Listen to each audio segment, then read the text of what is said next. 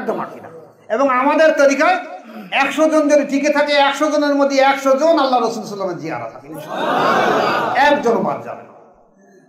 কারণ আমি আমার মুরিদদের দেখেছি, পুরুষ কেন মহিলা, আজকে দুজন মহিলা এসেছে, কাল দুজন মহিলা এসে বলছে হুজুর আমরা রসুল পাক সাল্লাল্লাহু আলাইহি ওয়াসাল্লামের জিয়ারত দর্শন পেয়েছি। তাহলে তারা একটা মহিলা, তারা যদি বলতে পারে জিয়ারত দর্শন পেয়েছি, আর তোমরা হাফেজ কালী মাওলানা মুফতি ভাই বলছো না কেন? আসলে তোমাদের খাদ্য ঠিক নেই, আকিদার ঠিক নেই, আকিদার ঠিক নেই, খাদ্যের ঠিক নেই বলে আজকে তোমাদের এই অবস্থা ঘটেছে। তাহলে তোমরা রসুল পাক সাল্লাল্লাহু আলাইহি ওয়াসাল্লামের সম্মান সম্পর্কে বাজে মন্তব্য করছো কেন? আল্লাহ রসুলের সম্মান সম্পর্কে যারা পরিমাণ, শস্যা পরিমাণ যদি অন্তরের মধ্যে বাজে মন্তব্যের কটূক্তির কিছু থেকে থাকে, যেটা প্রকাশ না হয়েও থাকে, তবু তুমি মুসলমান থেকে খারিজ হয়ে যাবে। আর তুমি কে? যে রসুলকে সৃষ্টি না করলে দুনিয়ার কি সৃষ্টি করলো তার সম্পর্কে তুমি একটা মাঝে